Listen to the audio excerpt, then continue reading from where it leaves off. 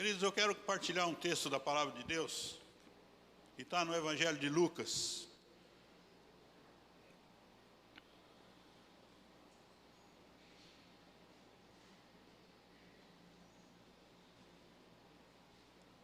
Capítulo de número 14. Lucas, capítulo 14, a partir do verso de número 15.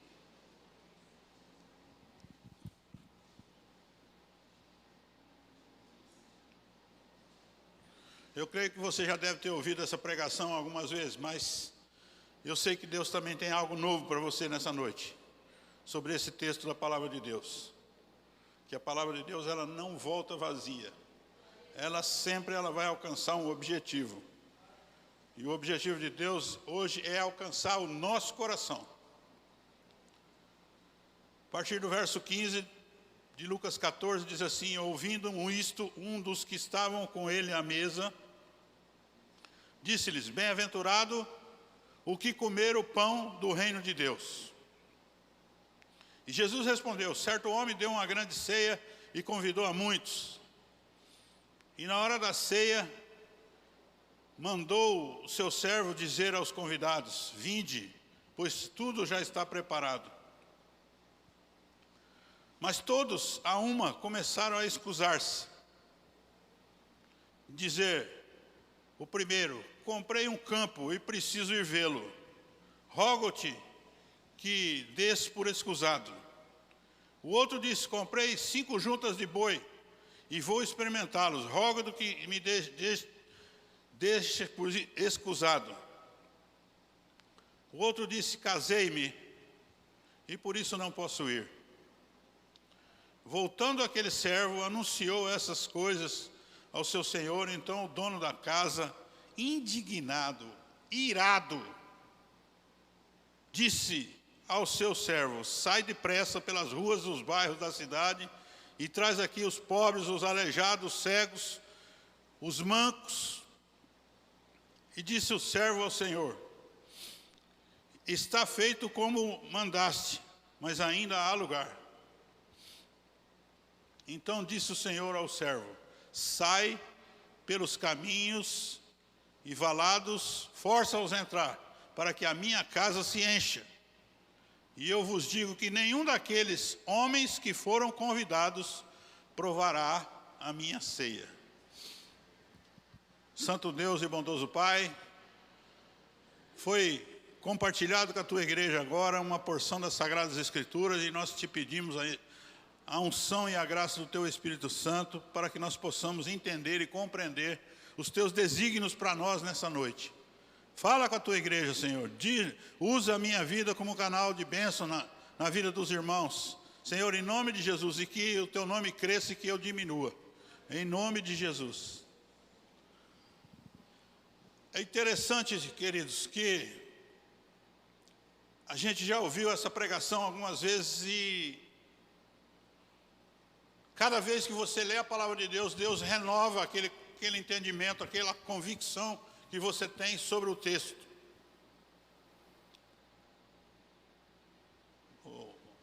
Vitória, desliga aí para mim. Irmãos, vai ficando meio de idade assim, vai ficando problema. Pega um ventinho aí, a garganta já começa a ficar ruim. Mas Deus vai dar a graça. Então, quando a gente lê esse texto de novo, você aprende qual é o propósito de Deus nessa situação. E aí, estudando a palavra de Deus, Deus me leva em um texto. Jeremias 48:10, não precisam abrir. Ai daquele que fizer a obra do Senhor relaxadamente. Mas ai daquele que faz a obra do Senhor relaxadamente, não é só o pastor, não é só os obreiros, não é só o pessoal do diaconato, não é só o pessoal do louvor. É quem entra para batalhar do lado de Deus. Quem faz a obra do Senhor é quem está do lado de Deus.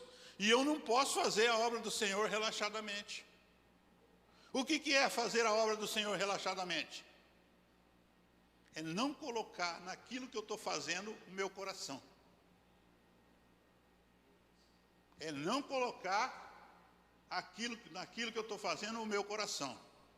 Ou seja, quando você, na sua vida secular, planeja alguma coisa, a esposa e o esposo vão fazer tal coisa, determinada coisa, vocês unem em objetivo e põem o coração junto naquele projeto, e aquele projeto vai sair. A obra de Deus é assim. Se você for encarar a obra de Deus, você tem que colocar primeiramente o teu coração. Porque quando Deus fala, lá no livro do profeta, ele fala assim: filho meu, dá-me o teu coração. Deus só quer o coração nosso. Ou seja, quer tudo. Então, ai daquele que fizer a obra do Senhor relaxadamente.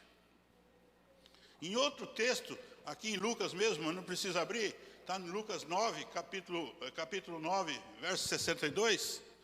A Bíblia diz assim: aquele que põe a mão no arado, nem olhe para trás. Ou seja, você aceitou Jesus, você se converteu, nem olhe para trás.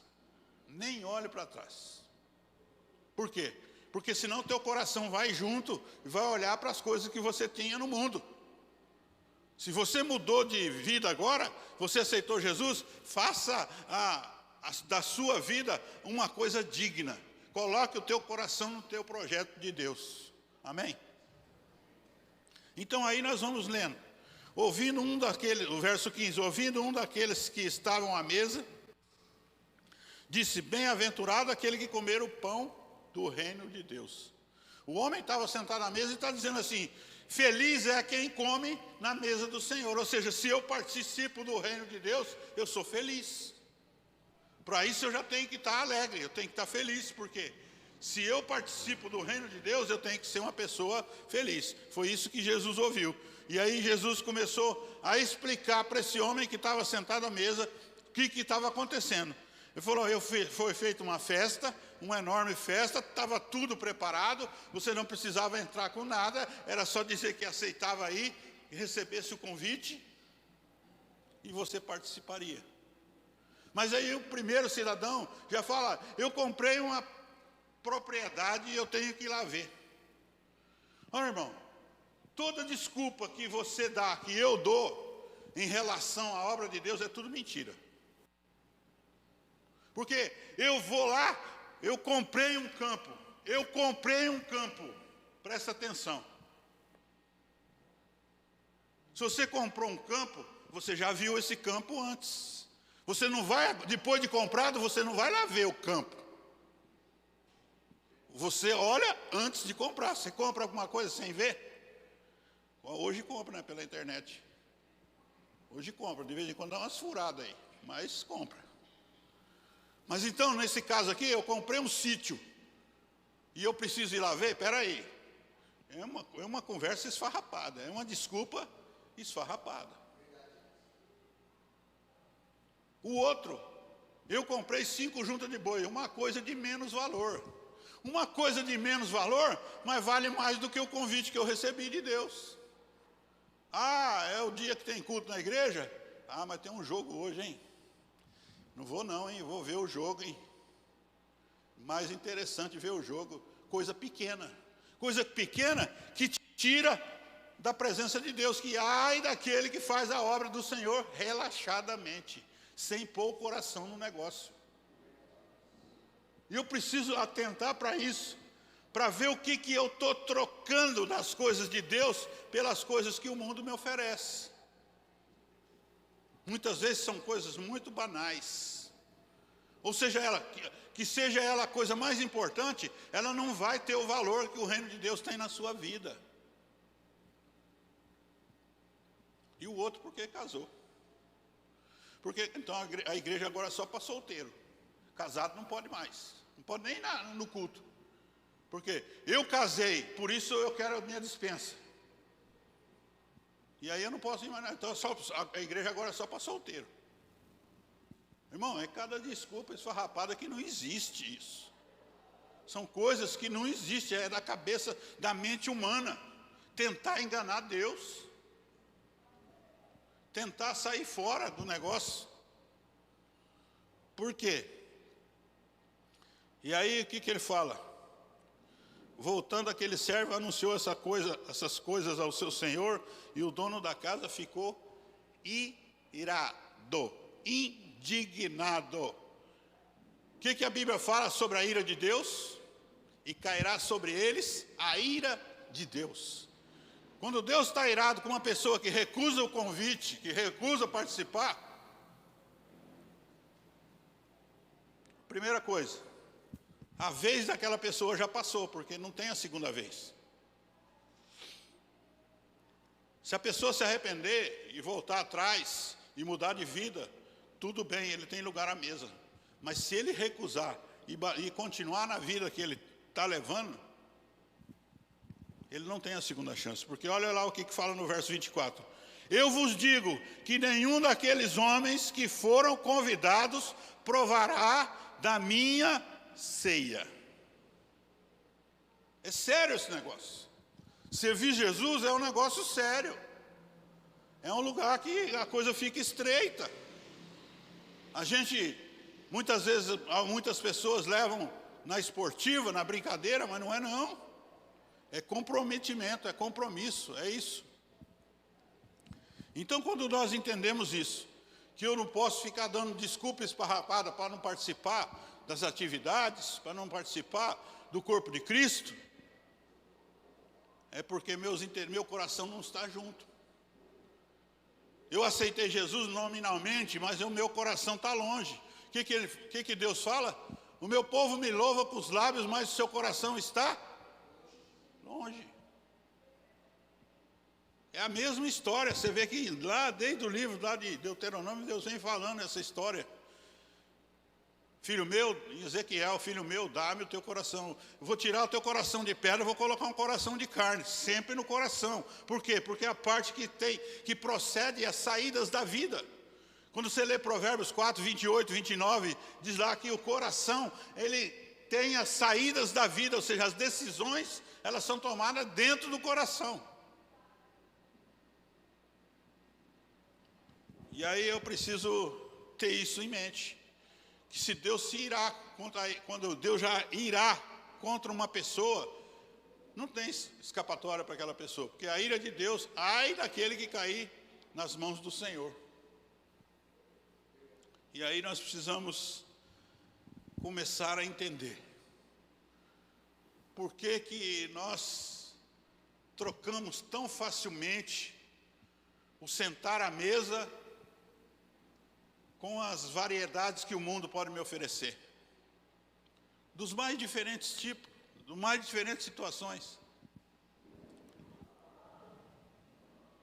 E aí ainda bem que quando eu falei que Deus tem algumas novidades sobre esse texto, e eu quero falar para vocês agora, eu quero falar que é os 3 pilares da vida cristã, que está na sequência, a partir do verso de número 26, a partir do verso de número 26, 14, 26, diz lá assim: se alguém vier a mim e não aborrecer a seu pai, sua mãe, e mulher, e filhos, e irmãos, e irmãs, e até mesmo a sua própria vida, não pode ser meu discípulo. Primeiro, Deus quer que a casa dele se encha. Deus quer que a casa dele se encha. Então a gente fica imaginando aqui na cabeça, ah, meu Deus, que bom que a igreja esteja cheia. É ótimo que a igreja esteja cheia. Mas só que agora vem um refino. Agora Deus vem apurar.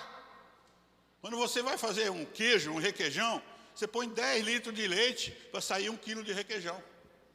Quem já fez requeijão aqui? Doce de leite, quem já fez? É a mesma coisa. É 10 litros para 1 quilo de doce. Então, agora que nós estamos dentro da casa de Deus, agora começa o refino. Começa a ser refinado. Então ele diz, se alguém vier a mim e não aborrecer, se você não tiver que deixar pai e mãe, ó, eu vou no culto e estou indo, e você quer ir? Não quero. Então, estou dando um exemplo do culto, mas é uma vida cristã. É uma vida na casa de Deus, uma vida em comunhão com Deus. E até mesmo pai, mãe, mulher, irmãos, irmãs, e até mesmo a sua própria vida, não é digno de ser meu discípulo. Esse pilar da vida cristã é o compromisso. Se você for para Jesus e não tiver compromisso, não resolveu o teu problema. Vocês sabem aquela historinha, já contei aqui, mas alguém não ouviu, eu vou falar de novo. Compromisso, comprometimento, compromisso, é diferente de envolvimento. Então, o porco e a galinha foram fazer uma sociedade. E aí eles conversaram entre eles, o que nós vamos fazer? Vamos fazer um lanche, o X-Bacon Egg. X-Bacon Egg. Só que a galinha, para botar o ovo, ela não precisa morrer. Ela vai lá, bota o ovo, a gente usa o ovo e faz o que tem que fazer, mas ela não precisa morrer. Agora o porco, para dar o bacon, ele precisa morrer.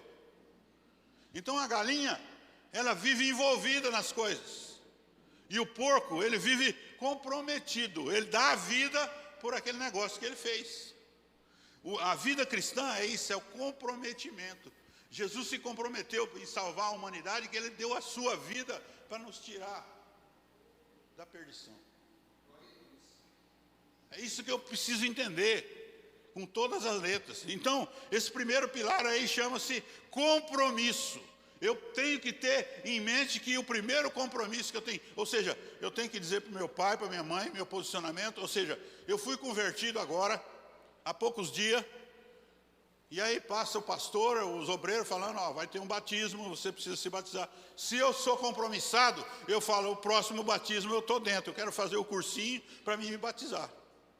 Se eu já sou batizado, bom, agora eu quero, se eu estou na casa de Deus, eu quero ser obreiro na casa de Deus, eu quero ajudar as pessoas dentro da casa de Deus. Amém ou não? Comprometimento é isso, é você chegar, viu a situação que está para ser resolvida e resolver. Isso é um comprometimento. O outro pilar, está no verso de número 27, diz assim, qualquer que não tomar a sua cruz e não vir após mim, não pode ser meu discípulo. O que é a tua cruz? O que é a tua cruz? Tua cruz é a obediência. Jesus foi obediente, e é obediente até morte e morte de cruz. Ou seja, a cruz é você fazer aquilo que você não quer. Mas se Deus mandou, você vai fazer. Jesus não queria, chegou um momento, ele não queria morrer na cruz, crucificado. Mas ele falou, cumpra-se a sua vontade e não a minha. Estar na cruz é fazer aquilo que você não quer. Ser crucificado com Cristo é fazer aquilo que você não quer.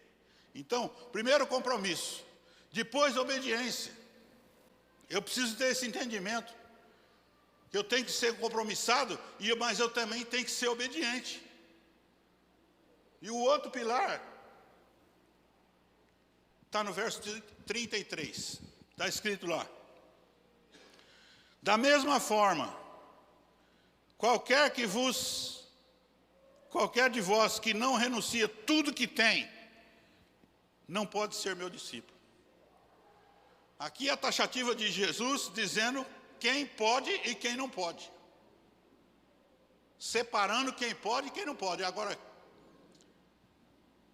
quem não deixar tudo, da mesma forma, qualquer de vós que não renunciar não é jogar fora, não é dar para os outros, é deixar aquilo que você tem em segundo plano, e o primeiro plano ser a obra de Deus. Esse é a prioridade. O reino de Deus, ele exige de mim prioridade. Então eu tenho que entender que quando eu vou fazer alguma coisa, primeiro é Deus, depois as outras coisas que eu tenho. Eu posso ter uma empresa, eu posso ter 10 empresas, eu posso ter um monte de coisa, mas primeiro eu preciso atender a necessidade de Deus. Depois eu vou atender as outras necessidades. Eu tenho que priorizar o reino. Então os 3 pilares da fé cristã é o compromisso, é a obediência e é a prioridade. Irmão, por causa disso, tem muita gente achando que está dentro da igreja, prestando culto a Deus, e está achando que está adorando a Deus, e está totalmente no caminho errado. Precisamos rever os conceitos, precisamos rever os nossos posicionamentos. Porque quando Jesus fala para esse homem, feliz aquele que senta na mesa, ele está dizendo que você vai ter algo, aquilo que já foi falado aqui, você vai ter algo que os olhos não viu e o coração não sentiu. É algo diferente, é algo novo, mas você precisa fazer a prioridade, você precisa ter o compromisso. É isso que tem que acontecer. Quando você se entrega de corpo e alma, de coração, você vai receber a graça de Deus em teu favor. Não adianta a gente achar que eu vou comprar um campo, eu vou comprar uma junta de boi, eu me casei, sempre uma desculpa esfarrapada que não vai chegar no coração de Deus.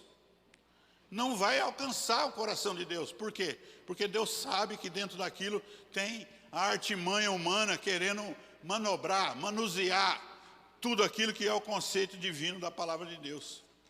E quando nós entendemos isso, quando nós fazemos como o porco fez, em vez da galinha, ser compromissado, dar a vida pelo negócio, a nossa vida começa a mudar. A nossa vida começa a ser transformada, ser mudada, porque você vai olhar as coisas de outra forma. Você já conversou com alguém durante 10, 15, 20 minutos? E você está conversando com a pessoa, e a pessoa está falando, e você está respondendo, e daqui a pouco sai um assunto. Quanto vale aquele terreno? Aí a pessoa já fala, vale 30, vale 50, vale 100. Aí vai mais um pouquinho, caminha mais um pouquinho conversando. Daqui a pouco, quanto vale o carro? A pessoa só está pensando nos negócios. Ela está conversando com você, mas ela está com a cabeça nos negócios. É isso que eu quero te falar.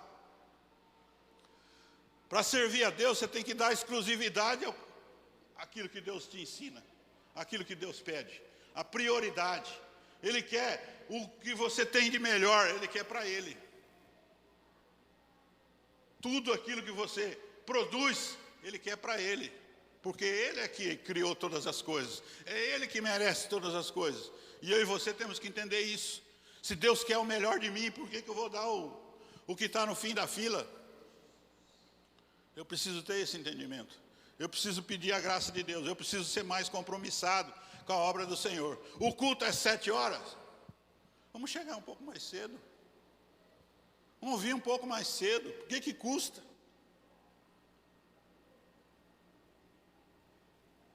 Cada vez mais que a gente vai entendendo a palavra de Deus, a gente vai olhando, vai examinando, que Deus quer o melhor para nós.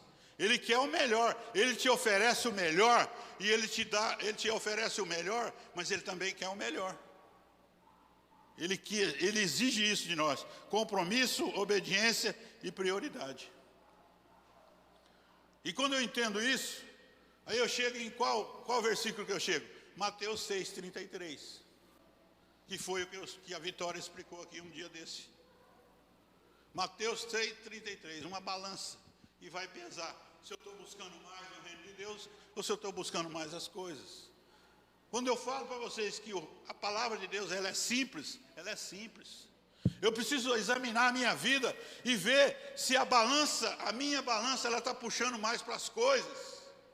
Conversando com as pessoas e falando em valor de carro, de terreno, de roupa, de não sei o quê, em vez de saber se você está bem, você precisa de ajuda, você está com uma enfermidade, vamos lá procurar um médico, eu vou ajudar você.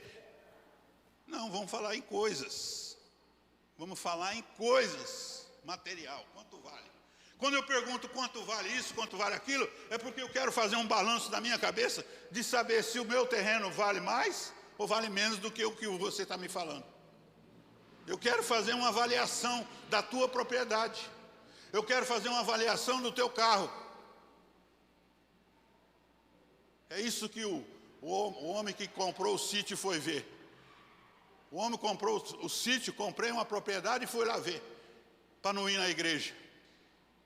Por quê? Porque ele não deu prioridade ao Senhor. Eu preciso entender isso, que Deus quer a minha prioridade. E que é a minha prioridade? É servir a Ele. O que foi falado ontem aqui na reunião, onde nós estivemos aqui ontem à tarde? Jesus deu a vida pelos seus discípulos, por nós, e nós temos que dar a vida uns pelos outros. Auxiliar, ajudar, fazer tudo que for possível para aliviar as cargas daquela pessoa. Nós precisamos entender isso, nós precisamos mergulhar nisso e saber que se eu não deixar as minhas coisas em segundo plano e cuidar do projeto de Deus na minha vida, eu não vou ter lugar na ceia. Eu preciso ter discernimento. Eu preciso rever meus conceitos.